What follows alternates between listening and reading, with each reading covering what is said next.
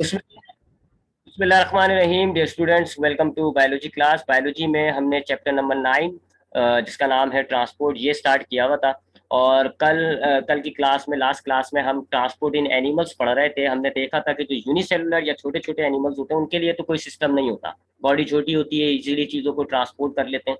लेकिन जो higher animals होते हैं, जैसे कि इंसान हो गया, मैमल्स हो गए, इंसेक्ट हो गए, आर्थ्रोपोड्स हो गए, ये चूंकि इनकी बॉडी बड़ी होती है तो इनके पास एक वेल डिजाइन कॉम्प्लेक्स सिस्टम मौजूद होता है ट्रांसपोर्टेशन के लिए, जिसको हम कहते हैं सर्कुलेटरी सिस्टम।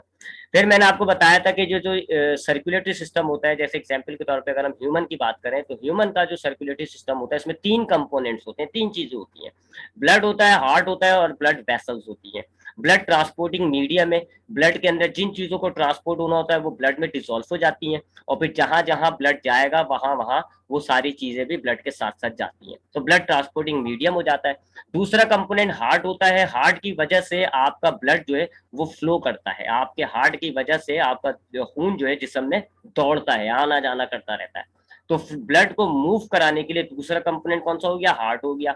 और तीसरा ब्लड वेसल्स होती है। ब्लड वेसल्स वो रास्ते, वो नालियां होती हैं जिनके अंदर खून ट्रेवल कर रहा होगा, इनसे बाहर खून मौजूद नहीं होता। ब्लड हमारी बॉडी के अंदर सिर्फ इन वेसल्स के अंदर ही होता है। तो मैंने आपको इसका पूरा सिस्टम बताया था कि जैसे आपके पास लंग्स में ऑक्सीजन है तो आपका हार्ट जो है ब्लड को फ्लो कराएगा, आपका ब्लड इन वेसल्स से होता हुआ हार्ट तक आएगा, हार्ट से वो आपके ऑक्सीजन ले लेगा, फिर ऑक्सीजन वाला ब्लड वापस जो है आपका हार्ट पंप करके जो है इसको फिर आपके तमाम ऑर्गन्स तक पहुंचाएगा, और आपके सेल्स जो है वो उस ब्लड में से ऑक्सीजन को निकाल लेंगे। ऐसे इन तीन कंपोनेंट्स की मदद से आपका ब्लड सर्कुलेट करता है, और उससे आपका बन रहा होता है सर्कुलेटरी सिस्टम। फिर इसमें से हमने तीनों कंपोनेंट्स में से पहला कंपोनेंट ब्लड स्टार्ट किया था। ब्लड के बारे में मैंने आपको बताया था कि ये कनेक्टिव टिश्यू होता है, फ्लूइड फॉर्म में होता है, लिक्विड फॉर्म में होता है। ब्लड में हमारे पास ये चीजें शामिल होती हैं जी, एक होता है प्लाज्मा, एक होते हैं प्लेटिलेट्स और एक होते हैं कॉर्पोसेल्स। कॉर्पोसेल्स हमारे पास दो किस्म के होते हैं, एक कहलाता है ल्यूकोसाइट, एक कहलाता है इरिथ्रोसाइट। तो एक एक्चुअल देखा जाए तो चार कंपोनेंट्स बन गए, प्लाज्मा, प्लेटिलेट्स, ल्यूकोसाइट्स और इरिथ्रोसाइट्स। तो इन चार कंपोनेंट्स को हम स्टडी करेंगे, प्लाज्मा को, प्लेटिलेट्स को, ल्यूकोसाइट्स को और इरिथ्रोसाइट्स को। पहले बात करते हैं जी प्लाज्मा की। प्लाज्मा भी शायद हमने कल पढ़ लिया था। प्लाज्मा जो है, जैसे प्लाज्मा जो है ये हमारे ब्लड का लिक्विड पार्ट होता है। आपका ब्लड लिक्विड दिख रहा है, आपका ब्लड लिक्विड होता है बिकॉज ऑफ दिस प्लाज्मा। ये प्लाज्मा की वजह से आपका ब्लड जो है वो लिक्विड होता है। आपके ब्लड में तकरीबन 55% प्लाज्मा है। ठीक है, ये आपका नॉर्मल ब्लड है, ये वाला, ये वाली जो टेस्ट ट्यूब है इसमें आपका नॉर्मल ब्लड है, और इस वाली टेस्ट ट्यूब में हमने ब्लड के तमाम कंपोनेंट्स को अलहदा कर दिया। तो आप देखें आपके पास खून में ज्यादातर हिस्सा क्या चीज है? प्लाज्मा। 55% आपका ब्लड जो है ना उसमें प्लाज्मा होता है। 45% जो है वो ये रेड ब्लड सेल्स होते हैं, इन्हीं को हम कह रहे होते हैं इरिथ्रोसाइट्स। और 1% से कम जो है वो ये होते हैं व्हाइट ब्लड सेल्स और प्लेटिलेट्स। ठीक है, ये व्हाइट ब्लड सेल्स क्या है? ल्यूकोसाइट। तो आपके खून में तकरीबन 55% प्लाज्मा होता है, 45% इरिथ्रोसाइट्स होते हैं, और 1% से कम ल्यूकोसाइट्स और प्लेटिलेट्स होते हैं। ठीक है, इसमें से ये red blood sales, white blood sales और प्लेटिलेट्स, ये सारे सेल्स हैं एक लिहाज से, ये सेल्स हैं। और सेल्स आपको पता है सॉलिड फॉर्म में होते हैं। तो ये सारा ब्लड का सॉलिड कंपोनेंट हो गया। लिक्विड कंपोनेंट आपके ब्लड में क्या है? प्लाज्मा। तो इस प्लाज्मा की वजह से आपका खून लिक्विड है। अगर हम ब्लड में से प्लाज्मा निकाल दें तो हमारा ब्लड जो है वो सॉलिड टाइप का हो जाएगा, तो सेल्स बच जाएंगे उसमें और वो सॉलिड हो जाएगा। तो प्लाज्मा जो है हमारे ब्लड का लिक्विड पार्ट होता है। तकरीबन ब्लड में हमारे 55% जो है वो प्लाज्मा होता है। कल आपको शायद याद होगा मैंने सालन से इसकी एग्जाम्पल दी थी, आलू गोश्त वाला सालन मेरा फेवरेट। तो प्लाज्मा पेल येलो, हल्के येलो कलर का होता है, फ्लूइड पार्ट होता है। तकरीबन 55% जो है आपके ब्लड में प्लाज्मा होता है। अच्छा, इस प्लाज्मा की बात करें तो इस प्लाज्मा में 90% पानी है। 90% of plasma is made up of water, और 10% जो है वो डिजोल्व सब्सटेंस होते हैं। कौन से डिजोल्व सब्सटेंस? वही सब्सटेंस जिन्हें बॉडी ने ट्रांसपोर्ट करना होता है। यानी जिन चीजों को बॉडी ने ट्रांसपोर्ट करना होता है, हमने क्या बात करी थी कि वो ब्लड में डिजोल्व हो जाते हैं। आपका फूड मॉलिक्यूल ब्लड में डिसॉल्व हो जाएगा, प्रोटीन, हार्मोन, वेस्ट, ऑक्सीजन, ये सारी चीजें आपकी जब ब्लड में डिसॉल्व होती है तो ब्लड के किस हिस्से में डिसॉल्व हो रही होती है? प्लाज्मा में। प्लाज्मा में ये चीजें डिसॉल्व होती है। तो आपके आपके प्लाज्मा में आपके जितने भी glucose, amino acid, fatty acid, vitamin, mineral, ये आपके सारे फूड के कंपोनेंट्स हो गए। हॉर्मोन्स, सेल्स के अंदर बनने वाला जो वेस्ट होता है, यानी कि यूरिया, यूरिक एसिड, पानी, प्रोटीन्स, एंटीबॉडीज, ये सारी चीजें जिनको आपकी बॉडी ने एक जगह से दूसरी जगह ट्रांसपोर्ट करना होता है, वो सारी चीजें प्लाज्मा में डिसॉल्व होती है, बस सिर्फ एक चीज को छोड़ के, गैसेस को। ये जो ऑक्सीजन गैस और कार्बन डाइऑक्साइड गैस होती है ये प्लाज्मा में डिजोल्व नहीं होती, ये रेड ब्लड सेल्स है, इसके लिए रेड ब्लड सेल्स है। तो जिन चीजों को बॉडी ने ट्रांसपोर्ट करना होता है, हमने कल बात की कि वो चीजें हमारे ब्लड में डिजोल्व हो जाती हैं, तो ब्लड के किस हिस्से में डिजोल्व हो रही है, वो प्लाज्मा में डिजोल्व हो रही है। क्योंकि लिक्विड आप देखो ना, प्लाज्मा किससे बना हुआ है, पानी से, और ये सारी चीजें पानी में डिजोल्व होती हैं। ये red blood sales, white blood sales में ये चीजें डिजोल्व क्यों नहीं हो रही, क्योंकि उनमें पानी थोड़ी है, ये तो पानी में डिजोल्व होती है चीजें, ग्लूकोज, अमाइनो एसिड, ये सारी चीजें पानी में डिजोल्व हो जाती है। तो ये हमारे पास प्लाज्मा होता है जी हमारे ब्लड में, तो तकरीबन सबसे बड़ा हिस्सा है वो प्लाज्मा है, पेल येलो कलर का होता है। 55% आपका खून प्लाज्मा पर मुश्तमिल होता है, और इसी प्लाज्मा के अंदर जो है वो हमारे सारे सब्सटेंस जो है वो डिसॉल्व हो जाते हैं, और फिर ये प्लाज्मा या ब्लड ये जिधर जिधर जाएगा ये सब्सटेंस ट्रेवल करके उधर जा रहे होते हैं, और फिर वहां से सेल्स इन चीजों को प्लाज्मा में से निकाल लेगा। ठीक है, सेल्स निकाल लेगा, इस्तेमाल कर लेगा। तो इसका काम क्या हो गया, it helps in transporting materials, ये चीजों को एक जगह से दूसरी जगह ट्रांसपोर्ट करने में मदद करता है। कैसे, डिसॉल्व कर लेगा अपने अंदर, डिसॉल्व कर लेगा, फिर प्लाज्मा जाएगा दूसरी तरफ, और दूसरी तरफ वो चीजें चली जाएंगी। ठीक है जी। उसके बाद बात करते हैं जी, ये तो प्लाज्मा हो गया ब्लड का सबसे पहला और सबसे बड़ा कंपोनेंट। उसके बाद दूसरा कंपोनेंट क्या आता है जी ब्लड का, कॉर्पोसेल्स। और कॉर्पोसेल्स दो किस्म के होते हैं, एक कहलाता है इरिथ्रोसाइट्स और एक कहलाते हैं ल्यूकोसाइट्स। ठीक है, तो दोनों की बात करते हैं, पहले इरिथ्रोसाइट्स की बात करते हैं। इरिथ्रोसाइट्स को हम कॉमनली रेड ब्लड सेल्स भी कहते हैं, रेड ब्लड कॉर्पोसेल्स भी कहा जाता है, इसकी शॉर्ट फॉर्म आरबीसी यूज की जाती है, इरिथ्रोसाइट्स भी कहा जाता है।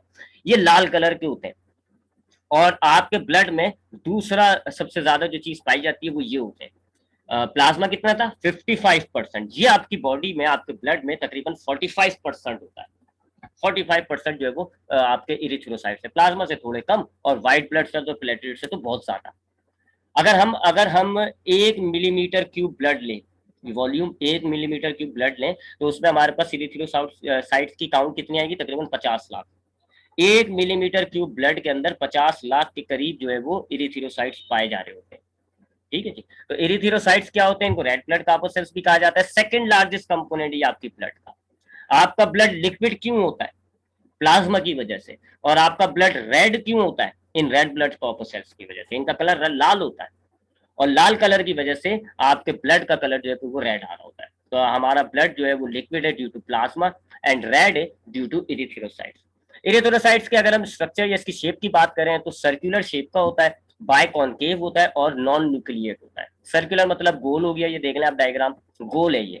बाय कॉन्केव का मतलब होता है बीच में से दबा हुआ, फिजिक्स का टर्म है ये, लेंसेज वगैरह में आपने सुना होगा कि ये बाय कॉन्केव किसको कहते हैं, जब बीच में से सेंटर में से थिन होता है, पतला होता है, दबा हुआ होता है।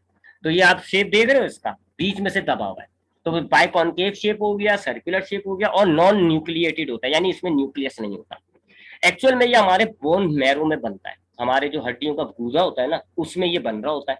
और रिब्स की हमारी हड्डियां हो गई या स्टर्नम की हड्डियां हो गई, उनके बोन मैरो में ये बनता है। जब ये शुरू में बनता है तो ये इमेच्योर होता है, शुरू में जो है ना इमेच्योर होता है, और इमेच्योर कंडीशंस के अंदर इसके पास न्यूक्लियस मौजूद होता है। जब ये इमेच्योर होगा इसके पास न्यूक्लियस भी होगा, तमाम सेल ऑर्गेनल्स भी मौजूद होते हैं।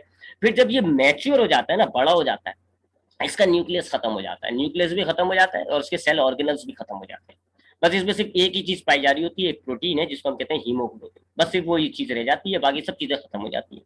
अब जाहिर बात है, आपको पता है जी बगैर न्यूक्लियस के तो सेल नहीं रह सकता, वो तो मर जाएगा। तो ये तकरीबन 100-120 दिन के अंदर खत्म हो जाते हैं बगैर न्यूक्लियस, यानी कि पहले तो जब ये बोन मैरो में बनेंगे इनमें न्यूक्लियस होगा, ये जिंदा होंगे। इस दौरान ये अपने अंदर एक प्रोटीन बना रहे होते हैं हीमोग्लोबिन, और जब बहुत सारा हीमोग्लोबिन बन जाता है, ये मैच्योर हो जाते हैं, इनका न्यूक्लियस खत्म हो जाता है। फिर जब ये बगैर न्यूक्लियस के होते हैं तो बस इनका हीमोग्लोबिन यूज हो रहा होता है। जब हीमोग्लोबिन सारा खत्म हो जाता है 120 दिन के करीब, ये खत्म हो जाते हैं, मर जाते हैं। जब ये मर जाते हैं तो ये हमारे लीवर में जाते हैं, और लीवर इनको तोड़ ताड़ के इनका एक्सक्रीटरी प्रोडक्ट बना के आपकी बॉडी से इनको बाहर निकाल देता है। ठीक है जी। तो ये आपके इरिथ्रोसाइट्स का स्ट्रक्चर हो गया। अब इसके हम काम की बात करें तो मैंने भी आपको बताया कि जो मैच्योर इरिथ्रोसाइट्स होते हैं उनके अंदर एक प्रोटीन पाया जा रहा होता है जिसको हम कहते हैं हीमोग्लोबिन। ये आपके पास एक मैच्योर आपके पास इरिथ्रोसाइट है, और इसमें ये जो है ये हीमोग्लोबिन है। हीमोग्लोबिन एक कॉम्प्लेक्स प्रोटीन होता है, क्वाटरनरी प्रोटीन कहते हैं। इसमें 4 किस्म की प्रोटीन की चेंज होती है, एक कहलाती है बीटा चेन 1, एक बीटा चेन 2, एक अल्फा चेन 1, एक अल्फा चेन 2। 4 किस्म की प्रोटीन की चेन्स है, और उनके साथ हीम यानी आयरन लगा हुआ होता है। ये हीम का मतलब होता है आयरन। तो ये एक आयरन और प्रोटीन का कंपाउंड है, एक मिक्सचर है आयरन और प्रोटीन का, हीमोग्लोबिन। अब हीमोग्लोबिन का काम क्या होता है, ट्रांसपोर्ट गैसेस। मैंने आपको बताया प्लाज्मा जो है उसके अंदर हर चीज डिसॉल्व हो जाती है और वो फिर चीज जो है वो ट्रांसपोर्ट हो रही होती है। वहां मैंने ग्लूकोज भी कहा, हॉर्मोन्स भी कहा, वेस्ट भी कहा, लेकिन गैसेस नहीं गई, क्योंकि गैसेस आपके उसमें प्लाज्मा में डिसॉल्व नहीं होती। गैसेस को बाइंड करने के लिए ये वाला प्रोटीन होता है आरबीसी के अंदर। हीमोग्लोबिन की खास बात क्या होती है जी, हीमोग्लोबिन अपने साथ ऑक्सीजन को बाइंड कर देता है, जोड़ देता है, और ये बन जाता है ऑक्सी हीमोग्लोबिन। इसी तरीके से कार्बन डाइऑक्साइड को भी ये जोड़ देता है। तो ये हीमोग्लोबिन जो है ना, इसके अंदर बाइंडिंग एबिलिटी है कि ये ऑक्सीजन और कार्बन डाइऑक्साइड को अपने साथ बाइंड कर देता है, और इस तरीके से फिर आपका ब्लड जो है वो गैसेस को ट्रांसपोर्ट करता है। तो आपके ब्लड के अंदर जितनी भी चीजें हैं वो डिजोल्व होती है प्लाज्मा में और वहां से ट्रांसपोर्ट होती हैं। और जो गैसेस होती हैं, ऑक्सीजन गैस और कार्बन डाइऑक्साइड गैस जो आपको लंग्स से मिलती है, ऑक्सीजन गैस, तो वो इस हीमोग्लोबिन की वजह से, इस रेड ब्लड सेल्स की वजह से ट्रांसपोर्ट हो रही होती है। तो जब आपका खून लीवर लंग्स में जाएगा ना, तो वहां जो ऑक्सीजन मौजूद होगी वो इरिथ्रोसाइट्स के हीमोग्लोबिन से बाइंड हो जाती है और ये बन जाता है ऑक्सी हीमोग्लोबिन। अब ये जो ब्लड होता है ना जिसमें ऑक्सीजन बाइंड हो गई, इसको हम कहते हैं ऑक्सीजनेटेड ब्लड। ये ऑक्सीजनेटेड ब्लड आपके पूरे सेल्स के अंदर जाएगा, आपकी बॉडी के अंदर तमाम सेल्स तक जाएगा, और वहां सेल्स क्या करेंगे, इस हीमोग्लोबिन में से ऑक्सीजन को निकाल लेंगे और कार्बन डाइऑक्साइड डाल देंगे। अब ये डीऑक्सीजनेटेड ब्लड कहलाता है। और फिर डीऑक्सीजनेटेड ब्लड ट्रेवल करके वापस लंग्स में आएगा। लंग्स क्या करेंगे जी, आपके हीमोग्लोबिन में से कार्बन डाइऑक्साइड निकाल देंगे और ऑक्सीजन डाल देंगे। तो यही होता रहता है, हीमोग्लोबिन की मदद से आपकी जो है गैसेस ट्रांसपोर्ट हो रही है। तो प्लाज्मा आपके मटेरियल्स को ट्रांसपोर्ट कर रहा है और इरिथ्रोसाइट्स आपकी गैसेस को ट्रांसपोर्ट करता है। उसके बाद दूसरे कॉर्पोसेल्स की बात करते हैं जी। दूसरी टाइप का जो कॉर्पोसेल्स है उसको हम कहते हैं ल्यूकोसाइट, और इसको व्हाइट ब्लड सेल्स भी कहा जाता है, शॉर्ट फॉर्म यूज की जाती है जी WBC, व्हाइट ब्लड कॉर्पोसेल्स या व्हाइट ब्लड सेल्स, और इसको ल्यूकोसाइट भी कहा जाता है। इसकी बात करें अगर हम, तो ये हमारे ब्लड के अंदर बहुत ही कम होता है। 55% जो है वो प्लाज्मा था, 45% जो है वो इरिथ्रोसाइट था, ये 1% से भी कम होते हैं। यानी कि मिसाल के तौर पे हमने कहा था कि अगर हम 1 मिलीमीटर क्यूब ब्लड लें तो 50 लाख उसमें इरिथ्रोसाइट्स थे। ये कितने होते हैं, तकरीबन 7 साढ़े 7 हजार। कितना फर्क है जी, आप देख रहे हैं, इरिथ्रोसाइट्स कितना है, 50 लाख, और ये कितना 7,500। कम होते हैं, ये बहुत कम साइज के होते हैं। इनके स्ट्रक्चर की बात करें तो लार्ज साइज होते हैं, ये इरेगुलर होते हैं, कलरलेस होते हैं और न्यूक्लिएटेड होते हैं। लार्ज साइज यानी आप अगर डायग्राम में देखें, ये आपको रेड नजर आ रहा है ना, ये रेड ब्लड सेल्स है इरिथ्रोसाइट, और ये जो आपको ये वाले नजर आ रहे हैं ना, ये वाले, ये जो बड़े बड़े से नजर आ रहे हैं, दे आर ल्यूकोसाइट्स। ल्यूकोसाइट्स का साइज देख लो आप, रेड ब्लड सेल्स से काफी बड़ा है, तो आर लार्ज इन साइज। ठीक है, रेड ब्लड सेल्स की निस्बत इनका साइज बहुत बड़ा होता है, लेकिन इनका कोई पर्टिकुलर शेप नहीं होता। रेड ब्लड सेल्स सर्कुलर थे, ये सर्कुलर नहीं होते, इनका पर्टिकुलर शेप नहीं होता है, सर्कुलर भी हो जाते हैं, थोड़ा ओवल भी बन जाता है, इनका शेप कॉन्टिन्यूसली चेंज होता रहता है, जैसे एमीबा नहीं होता। एमीबा के अंदर भी हमने कहा था कि जिसका पर्टिकुलर शेप नहीं होता, सीडोपोडिया बनते हैं, और सीडोपोडिया की वजह से इनका शेप चेंज हो जाता है। बिल्कुल इसी तरह इनके भी सीडोपोडिया बन रहे होते हैं, जिसकी वजह से इनका जो है शेप कॉन्स्टेंटली चेंज होता रहता है। तो बड़े साइज के हैं, कोई पर्टिकुलर शेप नहीं है, इरेगुलर शेप के, कलरलेस होते हैं और न्यूक्लिएटेड होते हैं। न्यूक्लिएटेड का मतलब है इनमें न्यूक्लियस मौजूद होता है, ये जिंदा होते हैं। रेड ब्लड सेल्स वाला मामला नहीं है कि वो रेड ब्लड सेल्स का जो है वो न्यूक्लियस खत्म हो जाता है, इनके न्यूक्लियस मौजूद होते हैं। इनका काम क्या है, they protect the body from germs. आपकी बॉडी को जर्म्स और बैक्टीरिया और वायरस और फंगस और इन एक्स्ट्रा फॉरेनर पार्टिकल्स से बचाते हैं। हम जो हवा अंदर लेते हैं, इस हवा के अंदर कंटिन्यूसली हमारे बॉडी के अंदर ऑर्गेनिजम्स जा रहे हैं, माइक्रो ऑर्गेनिजम्स जा रहे हैं। आप जो खाना खाते हो उसके अंदर भी माइक्रो ऑर्गेनिजम जाते हैं, जितना भी खाना धो लो फिर भी थोड़ा बहुत जाता है, हवा के अंदर भी जाता है। आपके ब्लड बॉडी के अंदर कंटिन्यूसली जर्म्स एंटर हो रहा है। तो अगर हमारे पास ये जो ल्यूकोसाइट्स होते हैं, ये हमारे उस बॉडी के अंदर एंटर होने वाले जो फॉरेन पार्टिकल्स होते हैं, जर्म्स वगैरह होते हैं, उनको मारते हैं। हमारी बॉडी को उसकी इनकी मदद से प्रोटेक्शन मिलती है।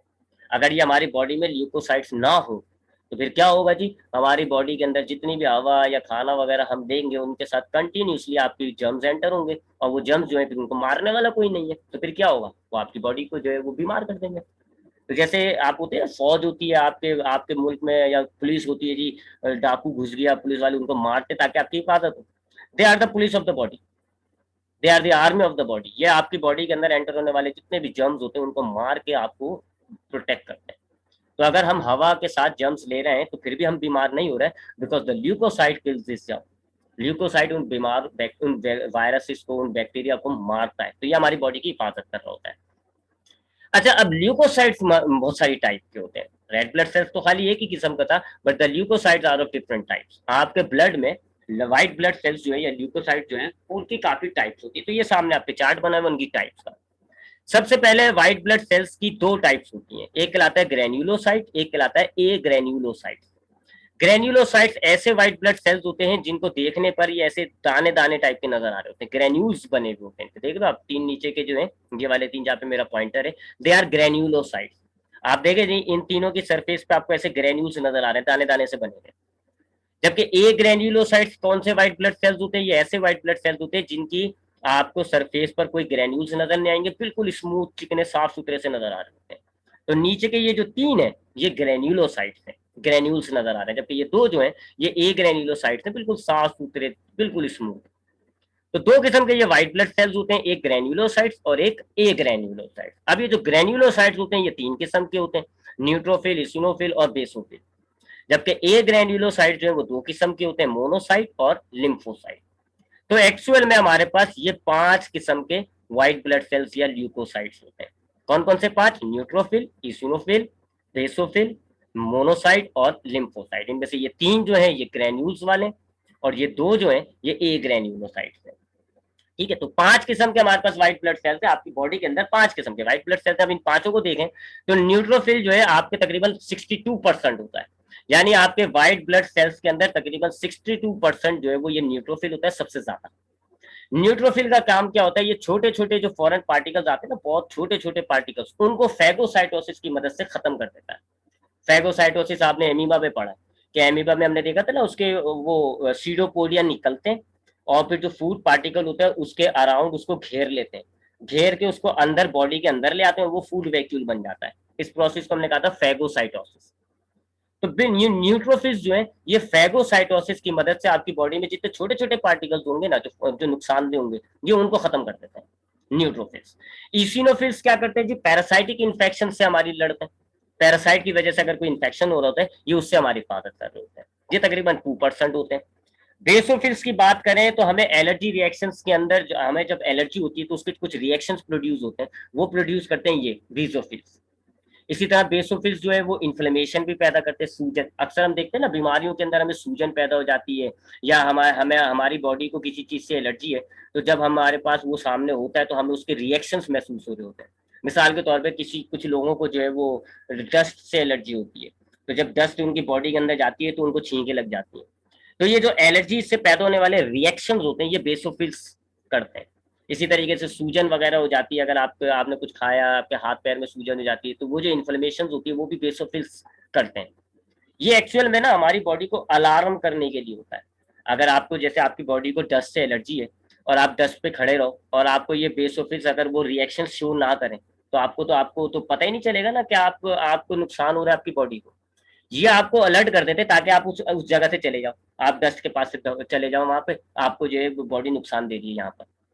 तो बेसोफिल्स क्या करते हैं, जो आपको एलर्जी होती है उनके रिएक्शंस प्रोड्यूस करते हैं और इन्फ्लेमेशंस पैदा करते हैं आपके ऑर्गन्स वगैरह के अंदर, ताकि आप अलार्म हो जाए और आप अपनी बॉडी को थोड़ा सा आगे पीछे करके उसकी हिफाजत करें। मोनोसाइट्स की बात करें तो ये 3% होते हैं, न्यूट्रोफिल वाला ही काम है इनका, फैगोसाइटोसिस की मदद से पार्टिकल्स को खत्म करना। बस फर्क क्या है, न्यूट्रोफिल स्मॉल पार्टिकल्स को खत्म करते हैं, ये जो मोनोसाइट्स होते हैं ये बड़े पार्टिकल्स को खाते हैं, बैक्टीरिया, वायरस, फंगस, इनको, बड़े बड़े पार्टिकल्स को ये जो है वो फैगोसाइटोसिस की मदद से खत्म करते हैं। जबकि आखिरी जो है ना लिम्फोसाइट्स, जो कि आपके पास 32% होते हैं। लिम्फोसाइट्स आपके इम्यून सिस्टम से जुड़े हुए होते हैं। इम्यून सिस्टम एक सिस्टम होता है जी, यहाँ तो हम नहीं पढ़ेंगे उसको, मैं शायद मैट्रिक क्लास में आता हम पढ़े। इम्यून सिस्टम हमारी, हमें बीमारियों से बचाने के लिए, हमारी बीमारियों से लड़ने का पूरा एक निजाम है, एक सिस्टम है, उसको इम्यून सिस्टम कहते हैं। जब भी कोई बाहर की चीज, कोई पार्टिकल आ जाता है ना, जैसे बैक्टीरिया वगैरह कोई एंटर हो गया, अब ये फॉरेन पार्टिकल होता है, तो क्या करता है जी, हमारी बॉडी इसको लड़ने के लिए एक एंटीबॉडी तैयार करती है। जैसी वो एंटीबॉडी तैयार होती है तो एंटीबॉडी जो है उस बैक्टीरिया के साथ जुड़ जाती है, बैक्टीरिया को खत्म कर देती है। इम्यून सिस्टम इसको कहते हैं, हमने पढ़ा है पहले चैप्टर में। अब इम्यून सिस्टम के अंदर ये लिम्फोसाइट्स होते हैं। अब ये लिम्फोसाइट्स क्या करते हैं, जैसे कोई फॉरेन पार्टिकल आया, लिम्फोसाइट उसके साथ अटैच हो जाते हैं। अटैच होने के बाद उसका पूरा डेटा अपने पास इकट्ठा कर लेते हैं, उस जैसा बन जाते हैं। और फिर इनको लिम्फोसाइट्स को देख के जो इनकी एंटीबॉडीज तैयार होती है, फिर एंटीबॉडीज उनके साथ बाउंड होती हैं और वो आपको जो है ना वो वायरस या वो जो भी एक्स्ट्रा पार्टिकल है वो खत्म हो जाता है। तो ये लिम्फोसाइट आपके इम्यून सिस्टम का हिस्सा है जी। ये आपका जो है, आपको समझ लो तमाम बीमारियों से लड़े। आप देखो ना, कोई भी आपको नजला जुकाम होता है, 6-7 दिन आप बीमार रहे तो 6-7 दिन बाद आप सही हो जाते हो, this is because of this lymphocyte. ये ल्यूकोसाइट्स हो गए जी, कॉर्पोसेल्स हो गए। अब हम आते हैं ब्लड के तीसरे कंपोनेंट पे। तीसरे कंपोनेंट को हम कहते हैं प्लेटिलेट्स। प्लेटिलेट्स जो है ये सेल्स नहीं होते, याद रखिएगा। हमने देखा जो प्लाज्मा है वो क्या था, वो लिक्विड पोर्शन था। रेड ब्लड सेल्स या व्हाइट ब्लड सेल्स, कॉर्पोसेल्स यानी कि वो सेल्स हैं। रेड ब्लड सेल्स भी सेल्स हैं, भले वो बगैर न्यूक्लियस के। व्हाइट ब्लड सेल्स भी सेल्स हैं, but the platelets are not cells. ये सेल्स के फ्रेगमेंट्स होते हैं, टुकड़े होते हैं सेल्स के। बोन मैरो के अंदर ये बनते हैं, और ये सेल्स नहीं है, they are not complete cells. ये समझ लो सेल्स के टुकड़े हुए हैं। तो ये आपको प्लेटिलेट्स कहला रहे हैं, ये नजर आ रहा है डायग्राम में। They are platelets, they are the fragments of cells. इनका काम बड़ा मजेदार काम है। इनका काम है क्या कि आप देखते हो जी, अक्सर हमें चोट लगती है और हमारा वहां से खून बह रहा होता है, निकल रहा होता है खून, तो थोड़ी देर बाद हम देखते हैं जी वहां से खून बहना बंद हो जाता है। खून जो है वो रुक जाता है। उर्दू जबान में हम कहते हैं जी कि वहां हमारा खून जम गया। बायोलॉजी में हम कहते हैं ब्लड क्लॉट हो गया, वहां पर ब्लड जो है वो क्लॉट हो गया, जिसकी वजह से खून का जो बहना है ना वो रुक जाता है। ये बचा रहा है हमारा। नहीं तो अगर ये ब्लड क्लॉटिंग ना हो तो कंटिन्यूसली वहां से खून निकलता जाए और एक टाइम आए कि हमारा ब्लड पूरा निकल गया, लेकिन ऐसा नहीं होता। तो ये जो ब्लड क्लॉटिंग होती है ना, यानी अगर आपका कोई जख्म लगा, वहां से खून निकल रहा है, तो वहां खून जमा देना ताकि खून का बहना बंद हो जाए। This is because of this platelets. Platelets हमारी ब्लड क्लॉटिंग करते हैं। कैसे करते हैं जी, यहाँ ऊपर डायग्राम में देखिएगा। सपोज करें ये आपके पास एक ब्लड वेसल है, रप्चर हो गई, फट गई, टूट गई यहाँ से। अब यहाँ से आपका ये ब्लड निकल रहा है, ठीक है, नजर आ रहा है ना, रेड ब्लड सेल्स भाग रहे हैं बाहर। अब ये ब्लड वेसल है, यहाँ से ब्लॉक हो गई है, और यहाँ से ब्लड वेसल से आपका यहाँ से ब्लड लीक कर रहा है। अब क्या होगा जी, प्लेटिलेट्स यहाँ पर आके जमा होना शुरू हो जाते हैं। ये जो छोटे छोटे से आपको व्हाइट डॉट नजर आ रहे हैं, दे आर प्लेटिलेट्स। यहाँ पर प्लेटिलेट्स आके जमा हो जाते हैं। अब प्लेटिलेट्स क्या करते हैं जी, प्लेटिलेट्स प्लाज्मा में एक एक प्रोटीन होता है, एक एंजाइम होता है जिसको हम कहते हैं थ्रोम्बिन। ये प्लाज्मा में हमारे एक प्रोटीन होता है थ्रोम्बिन। प्लेटिलेट्स के साथ ये थ्रोम्बिन आके जुड़ जाता है। अब जैसे ये थ्रोम्बिन प्लेटिलेट्स के साथ जुड़ेगा, ये थ्रोम्बिन एक्टिवेट हो जाता है, यानी स्टार्ट हो जाता है, ऑन हो जाता है। अब ये ऑन होके क्या करेगा, प्लाज्मा में एक और प्रोटीन पाया जा रहा होता है जिसको हम कहते हैं फिब्रिनोजिन। थ्रोम्बिन एक्टिव होके क्या करता है जी, फिब्रिनोजिन को कन्वर्ट करता है फिब्रिन के अंदर। ठीक है, तो क्या हुआ काम, आपका जैसे ब्लड वेसल रप्चर हुआ, यहाँ पर प्लेटिलेट्स आ गए। प्लेटिलेट्स ने धड़ाधड़ थ्रोम्बिन को अपने साथ जोड़कर एक्टिवेट कर दिया। अब जब थ्रोम्बिन एक्टिवेट हो जाएंगे तो प्लाज्मा में जो फिब्रिनोजिन नाम का प्रोटीन होगा, ये थ्रोम्बिन उसको कन्वर्ट कर देंगे फिब्रिन के अंदर। अब फिब्रिन फाइबर्स की तरह होता है, ये नजर आ रहा है आपको, धागों की तरह होता है फिब्रिन। ये नजर आ रहा होगा डायग्राम में। फिब्रिन जो प्रोटीन बना ना, फिब्रिनोजिन को इसने जो कन्वर्ट किया फिब्रिन में, ये फाइबर्स की तरह होता है। यहाँ फाइबर्स बनना शुरू हो जाएंगे। अब जब यहाँ फाइबर्स बनना शुरू हो जाएंगे तो उन फाइबर्स में ये रेड ब्लड सेल्स उलझ जाएंगे, और उलझ कर यहाँ पर समझ लो एक दीवार बन जाएगी, और आपका ब्लड वेसल्स वहां पर बंद हो गया, ब्लड क्लॉटिंग हो जाएगी, खून बहना बंद हो जाएगा। तो ऐसे ही आपकी ब्लड क्लॉटिंग करते हैं प्लेटलेट। तो ब्लड ये प्लेटिलेट का भी काम कोई ट्रांसपोर्ट का नहीं है, इसका काम जो है वो क्लॉटिंग से रिलेट हो जाता है।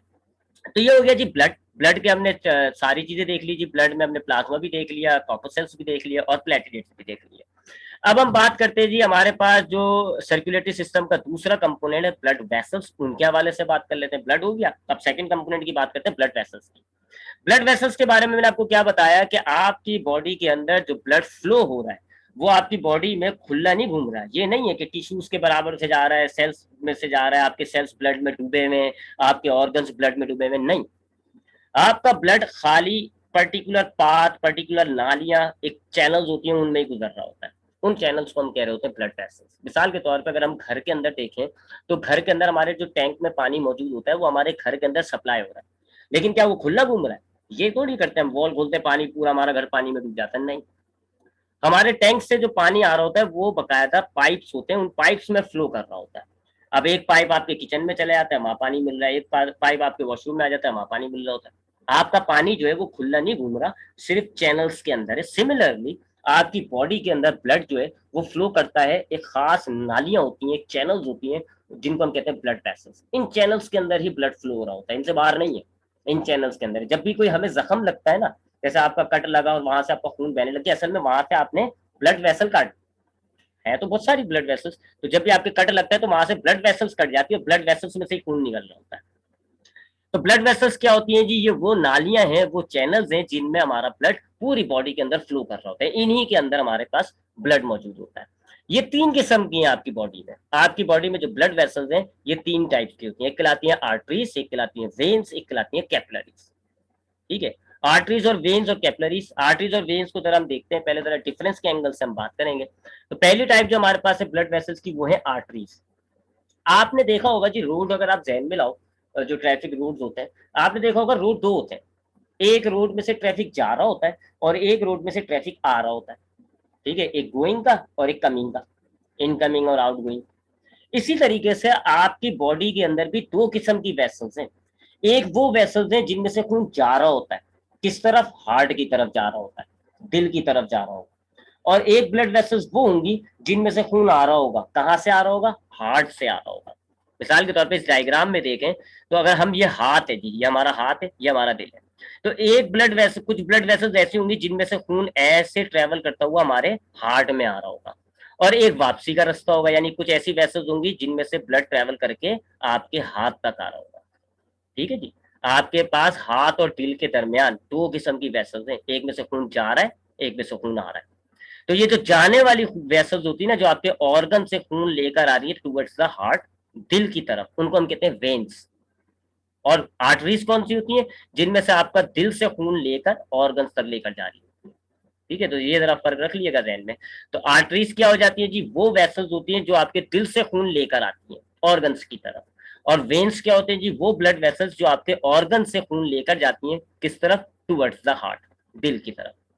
तो आर्टरीज क्या होगा जी? ये वो ब्लड वेसल्स होती है जो आपके दिल से खून ऑर्गन्स तक लेकर जा रही होती है, हाथ, पैर, दिल, दिमाग, लंग्स, सब पर जो ब्लड सप्लाई किया जा रहा है वो जा रहा होता है आर्टरीज के जरिए। तमाम ऑर्गन्स को ब्लड सप्लाई हो रहा होता है बाय आर्टरीज, क्योंकि दिल जो है आर्टरीज के जरिए ऑर्गन्स को वो देता है ब्लड। दूसरी बात ये कि आर्टरीज के अंदर ऑक्सीजनेटेड ब्लड होता है। ये मैंने आपको भी बताया, रेड ब्लड सेल्स के अंदर ऑक्सीजनेटेड ब्लड वो होता है जिसके अंदर हीमोग्लोबिन के साथ ऑक्सीजन जुड़ा हुआ है। तो उस ब्लड को जिसमें ऑक्सीजन शामिल होती है ना, उसको हम कहते हैं ऑक्सीजनेटेड ब्लड। तो आर्टरीज में हमारे कौन सा ब्लड है जी? Oxygenated blood. सिर्फ एक आर्टरी को छोड़ के आपकी बॉडी के अंदर तमाम आर्टरीज में ऑक्सीजनेटेड ब्लड होता है, सिर्फ इस वाली आर्टरी को छोड़ के, पल्मोनरी आर्टरी। अब ये पल्मोनरी आर्टरी कहाँ होती है और क्यों, ये मैं आपको बाद में बताऊंगा जब हार्ट हार्ट हम पढ़ेंगे। तो बहरहाल ये ध्यान में रख लीजिएगा कि आर्टरीज के अंदर हमारे पास ऑक्सीजनेटेड ब्लड होता है, सिर्फ एक आर्टरी को छोड़ के, पल्मोनरी आर्टरी। पल्मोनरी आर्टरी में डीऑक्सीजनेटेड ब्लड होता है। तीसरी बात, अगर हम आर्टरीज के स्ट्रक्चर को देखें तो आर्टरीज में जो वॉल होती है ना, वो तीन लेयर्स पर मुश्तमिल होती है। आर्टरीज की ये जो वॉल है, तीन लेयर से बनी हुई होती है। जो बाहर वाली होती है बिल्कुल आउटर, उसको हम कहते हैं ट्यूनिका एडवांटिशिया। जो बीच वाली होती है उसको हम कहते हैं ट्यूनिका मीडिया, और जो बिल्कुल अंदर वाली होती है उसको हम कहते हैं ट्यूनिका इंटीमा। ठीक है, तीन लेयर से बनी हुई है इसकी वॉल। वेन्स में भी तीन लेयर्स होंगी, वेन्स के अंदर भी यही तीन लेयर्स होंगी, मीडिया, इंटीमा और एडवांटिशिया। बस फर्क क्या है, जो आर्टरीज की तीन लेयर्स होती है ये थोड़ी मोटी होती है, आर्टरी की वॉल थिक होती है। ये तीनों लेयर्स थोड़ी मोटी होती है, जिसकी वजह से ये जो अंदर की स्पेस होती है ना, जिसको हम कहते हैं ल्यूमन, ये नजर आ रही है आर्टरी के अंदर की जो स्पेस है जिसमें ब्लड ट्रेवल कर रहा होगा, इसको आप कह रहे हो तो ल्यूमन। तो चूंकि आर्टरीज की जो वॉल्स ठीक होती हैं, लिहाजा जो ल्यूमन होता है वो कम हो जाता है, ल्यूमन कम होता है। जबकि वेन्स में जो वॉल्स होती हैं वो थोड़ा पतली होती हैं, ल्यूमन ज्यादा हो जाता है। ठीक है, तो ये आर्टरीज हो गई। आर्टरीज क्या है जी? वो ब्लड वेसल्स जो आपके दिल से खून ऑर्गन्स तक सप्लाई कर रही होती हैं। एक आर्टरी को छोड़ के तमाम आर्टरीज में ऑक्सीजनेटेड ब्लड होता है। तीन लेयर्स से बनी हुई इनकी वॉल होती है और मोटी होती है।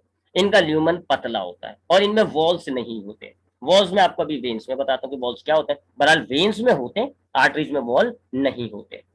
अब आते हैं वेन्स की तरफ। अच्छा, ये ज्यादा इलास्टिक होती है, ज्यादा लचक वाली होती है। वेन्स जो है वो ज्यादा इलास्टिक नहीं होती, क्योंकि इनकी जो लेयर है वो जरा मोटी होती है, इस वजह से इनमें इलास्टिसिटी ज्यादा होती है। वेन्स की लेयर जरा पतली होती है, इनमें इलास्टिसिटी कम होती है।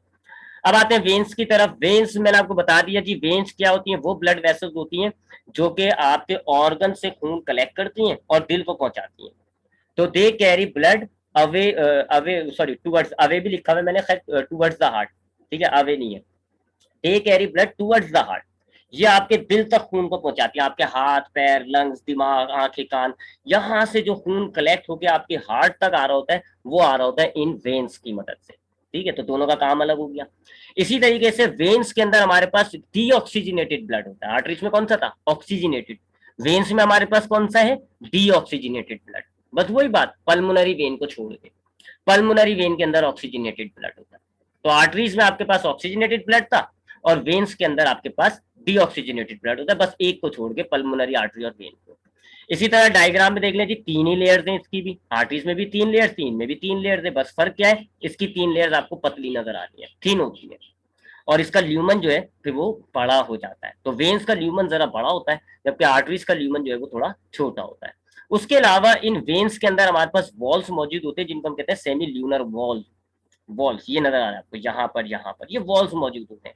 वॉल्स का काम क्या होता है जी, ये खाली एक तरफ ब्लड को फ्लो कराती है, अपोजिट डायरेक्शन में जब ब्लड फ्लो होगा तो ये वॉल्स बंद हो जाएंगी, यानी इस वेन के अंदर ये वॉल लगे हैं, आपका ब्लड ऐसे फ्लो हो जाएगा, ठीक है, फ्रॉम लेफ्ट टू राइट। लेकिन जब उल्टी डायरेक्शन में फ्लो करने लगेगा तो ये वॉल्स से टकराएगा, वॉल्स बंद हो जाएगी। तो वेन्स के अंदर वॉल्स है, आर्टरीज में वॉल्स नहीं है। वेन्स के अंदर वॉल्स होने की वजह ये होती है कि आपके वेन्स के अंदर एक ही डायरेक्शन में ब्लड फ्लो हो, अपोजिट डायरेक्शन में ब्लड फ्लो ना हो। तो ये दो किस्म की ब्लड वेसल्स हो गए, आर्टरीज और वेन्स। अब हम बात करते हैं जी कैपिलरीज की। कैपिलरीज आप कह लो कि ये आर्टरीज और वेन्स के बीच में कनेक्शन पॉइंट है। यानी अगर आपके पास एक तरफ से आर्टरी चलती हुई आ रही हो, ये देखें, एक तरफ से आर्टरी चलती हुई आ रही हो, दूसरी तरफ से वेन्स चलती हुई आ रही हो, तो ये दोनों बीच में जब मिल जाएंगी ना, तो उस पोर्शन को हम कह रहे होते हैं कैपिलरीज। ये दोनों ये आपस ये एक दूसरे से जुड़ी हुई साइकिल है। देखें, आपकी आर्टरीज में से ब्लड, देखें, हार्ट से ब्लड निकला, आर्टरीज से ट्रेवल करता हुआ कैपिलरीज होता हुआ वेन्स में आ जाता है, और वेन से वापस हार्ट में आ जाता है। आपका ब्लड इन वेसल्स से बाहर ही नहीं निकलता, ठीक है, वेसल्स में ही ट्रेवल करता है। पहले आर्टरीज में होता है, फिर आर्टरीज से कैपिलरीज में आ जाता है, फिर कैपिलरीज से ट्रेवल करके वेन्स में आता है, वेन से वापस हार्ट में आ जाता है। ये पूरी साइकिल हो जाती है। तो अगर हमारी आर्टरीज और वेन्स अगर एक तरफ से चलती हुई आ रही होती है, तो वो आपस में जो बीच में कनेक्ट हो रही होती है, जो उनके कनेक्टिंग पॉइंट्स होते हैं ना, उनको हम कह रहे होते हैं कैपिलरीज। अच्छा, अब कैपिलरीज की खास बात क्या है? अब ये जो आपकी आर्टरी आ रही है जी, फॉर एग्जाम्पल ये आपका स्टमक है, ठीक है जी, स्टमक को ब्लड सप्लाई करना है, तो अब आपकी आर्टरी आ रही है जी एक हार्ट से, इस तरफ से एक वेन है जी जो आपके स्टमक से ब्लड कलेक्ट करके हार्ट तक लेके जाती है। अब ये जो स्टमक के, अब ये जो कैपिलरीज होती है ना, जहाँ ये आर्टरीज और वेन्स कनेक्ट होते हैं, ये आपके स्टमक के अंदर लाई कर रही होती है, यानी स्टमक के जितने भी सेल्स होते हैं उसके आसपास से गुजर रही होती है, ठीक है। और ये जो कैपिलरीज होती है माइक्रोस्कोपिक होती है, पहले इसका स्ट्रक्चर देख लें। माइक्रोस्कोपिक होती है, यानी इंतहाई छोटे साइज की, तकरीबन माइक्रोस्कोप से नजर आए इतनी बारीक सी होती है। इनकी जो वॉल होती है ना, वो आर्टरीज और वेन्स की तरह कोई 3-3 लेयर से नहीं बनी हुई, सिर्फ एक सिंगल लेयर से बनी हुई होती है, वो भी खाली एक एंडोथीलियम की, यानी एक सेल की लेयर से बनी हुई होती है, इंतहाई पतली हो जाती है। तो कैपिलरीज की जो वॉल होती है ना, वो खाली एक सेल की लेयर से बनी हुई होती है, एंडोथीलियम लेयर से। वो इतनी पतली हो जाती है, इतनी पतली कि आपकी कैपिलरीज ब्लड को तो अंदर रख पाएगी, लेकिन उसके अंदर के जो मटेरियल्स हैं, ब्लड के अंदर जो डिसॉल्व मटेरियल्स है, ग्लूकोज, एंजाइम्स, बेस वगैरह, वो इस कैपिलरीज की वॉल को क्रॉस करके बाहर आ सकते हैं, सेल्स को मिल जाते हैं। तो अब आपकी ये जो कैपिलरीज है, मैंने आपको क्या बताया, ये कैपिलरीज आपके स्टमक, ऑर्गन्स के सेल्स और टिश्यूज के पास से गुजर रही होती है। तो अब जब ये स्टमक के पास से गुजर रहे होंगे ना, स्टमक के सेल्स हैं जी, फॉर एग्जांपल ये नजर पे आ रहा डायग्राम में, स्टमक के सेल्स हैं। अब कैपिलरीज जब उनके पास से गुजर रही होगी, तो अब कैपिलरीज के अंदर क्या है, ब्लड है, और ब्लड में क्या है जी, चीजें डिजोल्व हुई है। मैंने आपको क्या कहा, कैपिलरीज की वॉल इतनी पतली होती है, ब्लड तो खैर बाहर नहीं आ पाएगा, लेकिन उसके अंदर के जो डिजोल्व मटेरियल्स हैं वो क्रॉस करके बाहर आ जाएंगे डिफ्यूजन के जरिए, वही हाई और लो कंसेंट्रेशन। और बाहर क्या है जी, स्टमक के सेल्स है। अब यहाँ पर चीजों का एक्सचेंज हो जाता है। अब आपके स्टमक को ऑक्सीजन गैस चाहिए थी ना, वो क्या करेगा, कैपिलरी के जो अंदर ब्लड है ना, उसमें से ऑक्सीजन को डिफ्यूजन के जरिए कैपिलरी से बाहर निकाल के अपने अंदर ले लेगा। जो उसको फूड मटेरियल्स चाहिए ना, ग्लूकोज वगैरह, वो कहाँ है, कैपिलरीज के ब्लड के अंदर। अब वो क्या करेगा जी, आपका स्टमक के सेल्स क्या करेंगे, इस ब्लड में से ग्लूकोज और ये जो फूड मटेरियल्स हैं इनको बाहर डिफ्यूजन के जरिए ले आएगा। तो ये जो कैपिलरीज हैं, इनकी वॉल्स इतनी पतली होती हैं कि डिफ्यूजन यहाँ पे हो सकता है, और आपके जो सेल्स के, आपके जो ब्लड के अंदर चीजें डिसॉल्व हैं, वो डिफ्यूजन के जरिए बाहर आ सकती हैं। सेल्स इनमें से चीजें निकाल लेगा और अपने अंदर ले लेगा। इसी तरह सेल्स के अंदर वेस्ट है, कार्बन डाइऑक्साइड है, तो वो डिफ्यूजन के जरिए आपकी कैपिलरीज के अंदर ब्लड में आ जाएगा। आर्टरीज और वेन्स के अंदर ये चीज नहीं हो पाएगी, क्योंकि आर्टरीज और वेन्स की वॉल इतनी मोटी है, डिफ्यूजन होने में बहुत टाइम लग जाएगा, 3-3 लेयर से बनी हुई है। लेकिन कैपिलरीज इतनी पतली लेयर्स होती हैं, इनकी वॉल्स कितनी पतली होती हैं कि यहाँ डिफ्यूजन हो सकता है।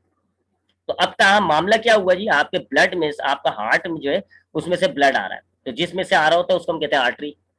आर्टरीज की जब आप मजीद ब्रांचेस करते हो तो उनको हम कहते हो आर्टरियोल्स। तो ये मजीद ब्रांचेस हो के आखिर में क्या बन जाएंगी, कैपिलरीज। कैपिलरीज बड़ी पतली होंगी और ये आपके टिश्यूज के अराउंड होती हैं। अब यहाँ कैपिलरीज में से जब ब्लड फ्लो हो रहा होगा, तो आपके जो टिश्यूज के सेल होंगे वो उस कैपिलरीज में से जो ब्लड है उसमें से चीजें निकाल लेंगे और डाल देंगे, एक्सचेंज ऑफ मटेरियल्स यहाँ पर हो जाएगा। अब कैपिलरीज में से जो ब्लड गुजर रहा है उसने क्या करा, टिश्यू को ऑक्सीजन भी फेंक दी, फूड भी दे दिया और उसमें से वेस्ट ले लिया, कार्बन डाइऑक्साइड ले ली। अब ये कैपिलरीज आगे जाके किससे जुड़ रही है, वेन्यूल्स से। वेन्यूल्स वेन्स की पतली वाली होती है, वेन्स मोटी होती हैं, उनको थोड़ा सा पतला कर लें तो वेन्यूल्स होती हैं। वेन्यूल्स फिर आपस में कंबाइन होकर वेन्स बन जाती हैं और वेन से फिर ब्लड आपका वापस हार्ट में आ जाता है। हो गया ना सर्कुलेट पूरा। तो अगर आपकी आंख को खून चाहिए, आर्टरीज, आपके दिल में से खून निकलेगा, आर्टरीज के जरिए फिर आर्ट्रियोल्स में आएगा, आर्ट्रियोल से फिर आपकी कैपिलरीज में आएगा। कैपिलरीज आपकी आंखों के सेल्स के अराउंड से गुजर रही होगी, आपकी आंखों के सेल्स इन कैपिलरीज में से एक्सचेंज ऑफ मटेरियल्स कर लेंगे, चीजें कैपिलरीज को दे भी देंगे, ले भी लेंगे कैपिलरीज में से ब्लड। अब ब्लड के पास यहाँ पर कंपोजिशन उसकी चेंज हो गई है, उसमें से काम की चीजें निकल गई, फालतू चीजें आ गई। अब ये ब्लड आपका कैपिलरीज से होता हुआ वेन्स, वेन्स से होता हुआ वापस हार्ट में आ जाएगा। इस तरह आपके पूरे ऑर्गन यानी कि आपके किडनी वगैरह सब जगहों पर कैपिलरीज और सेल्स के दरमियान एक्सचेंज ऑफ मटेरियल्स होता है। तो ये हो गया जी ब्लड वेसल्स। अब जो तीसरी चीज है हमारे पास हार्ट, वो इंशाल्लाह हम नेक्स्ट क्लास में